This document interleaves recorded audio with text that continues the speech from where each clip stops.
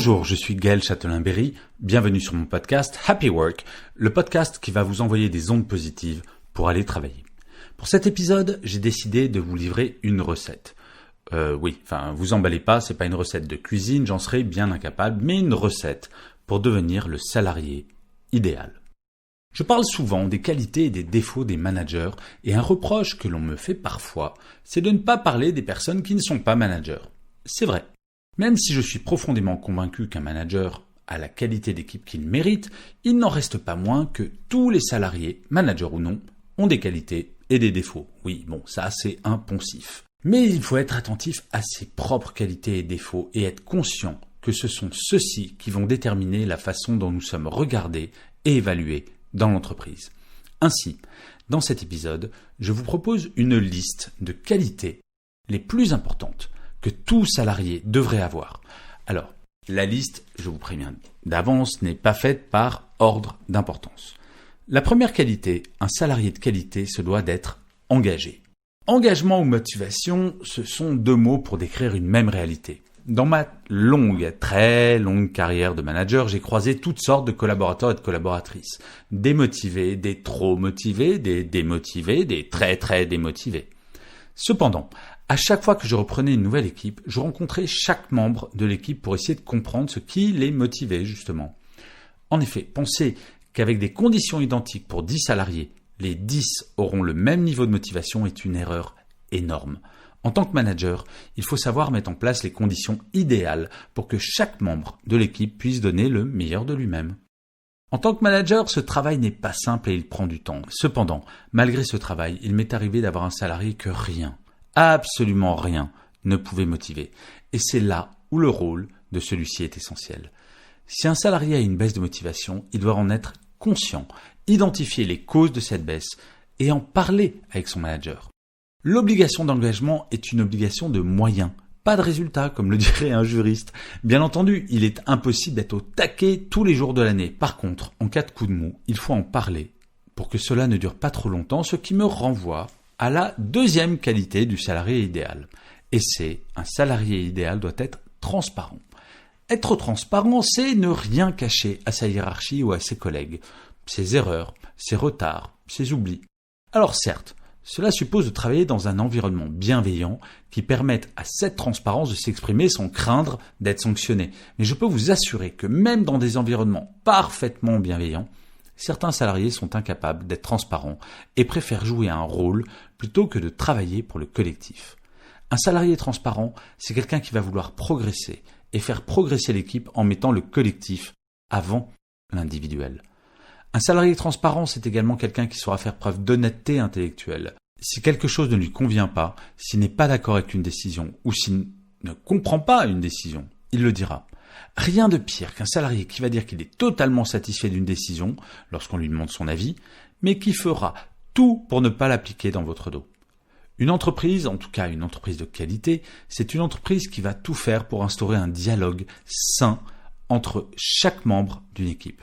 Et comme je le disais dans un épisode précédent, je suis convaincu, par expérience, que l'on peut tout dire en entreprise. Tout est question de forme, pas de fond. La qualité suivante, c'est qu'un salarié doit être loyal. La loyauté est une qualité absolument fondamentale. Si je devais comparer une entreprise à une armée, je dirais qu'un salarié qui n'est pas loyal, c'est un petit peu comme si un soldat décidait subitement, sur le champ de bataille, en plein milieu du combat, de tirer dans le dos de ses camarades. Vous admettrez que c'est pas super cool. La loyauté passe par beaucoup de choses diverses et variées. Quelques exemples. Quand une décision est prise de façon collective et que ce n'est pas mon avis qui a été écouté, je me range derrière l'avis du groupe.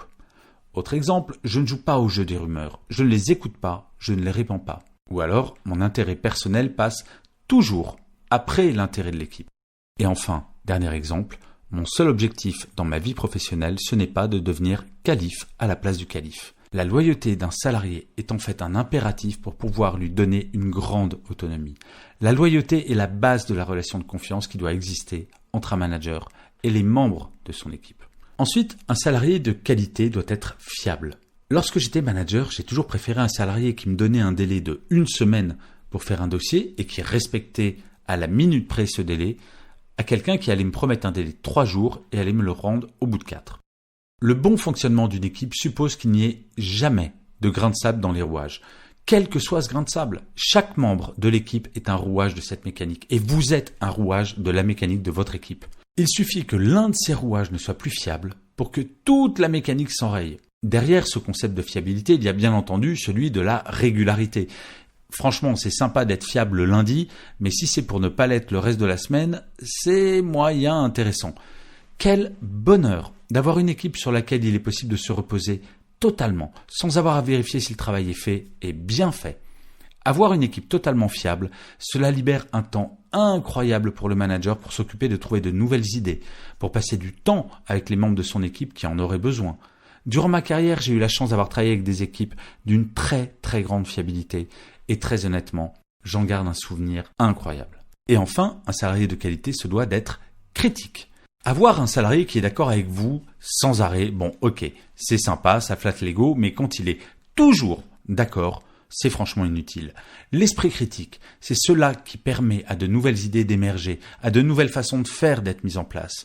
Une seule personne ne peut en aucun cas détenir la vérité en toute chose, et c'est pour cette raison qu'il est absolument fondamental qu'une équipe soit constituée de personnes qui sont capables de dire ce qu'elles pensent. Encore une fois, cela suppose que le manager soit bienveillant et ne soit pas convaincu que toute personne n'étant pas d'accord avec lui est un abruti. Alors je sais, vous êtes peut-être actuellement avec un manager qui pense avoir la vérité absolument sur tout, mais soyez rassurés, ce n'est pas le cas de tous les managers sur cette planète. Vous l'aurez compris, il ne s'agit pas de critiquer tout le temps, mais bien de garder son esprit critique et de ne jamais se dire « je suis pas d'accord, mais je vais rien dire, sinon je vais mal me faire voir ». Je crois que ce que je préférais en tant que manager, c'était les discussions avec mes équipes autour de décisions stratégiques. Quel plaisir de voir que le résultat final n'avait souvent rien à voir avec l'idée de base, puisqu'elle a été enrichie par les idées et les remarques de toute l'équipe. Alors, le salarié parfait existe-t-il ? Sans aucune hésitation, je répondrai que oui. Cela ne veut pas dire qu'il ou elle soit infaillible, car tout le monde peut faire des erreurs et tout le monde doit faire des erreurs. Mais des salariés avec lesquels une forte relation de confiance permet d'avancer chaque jour, alors ça, je vous le garantis, ils sont très nombreux et très nombreuses. Mais ce que je trouve le plus formidable, c'est qu'à mon sens, il n'existe pas de bons ou de mauvais salariés, dans l'absolu. Il m'est arrivé de reprendre des équipes déjà constituées, avec des niveaux très variables de qualité et de compétences. Mais avec du temps, de l'écoute, des formations, des échanges, ma plus grande fierté a toujours été l'homogénéité de mes équipes qui s'amélioraient de jour en jour. Le métier d'un manager, c'est de faire que petit à petit, tous les membres de son équipe aient ces 5 qualités. Alors je ne sais pas où vous situez sur les 5, mais si jamais il y en a une ou deux où vous vous sentez un petit peu faible, écoutez, c'est hyper simple, travaillez-les. J'adore dire ça, c'est hyper simple, travaillez-les. Je sais que ce n'est jamais simple, mais en tout cas, tout est possible. Et je finirai cet épisode de Happy Work comme d'habitude par une citation. Et pour cet épisode, j'ai choisi une phrase de Louis Powells qui disait « L'homme de qualité exige tout de soi. C'est un souverain. L'homme sans qualité exige tout des autres. C'est un despote. » Je vous remercie 1000 fois d'avoir écouté cet épisode de Happy Work. Je vous dis rendez-vous au prochain épisode et d'ici là, prenez soin de vous.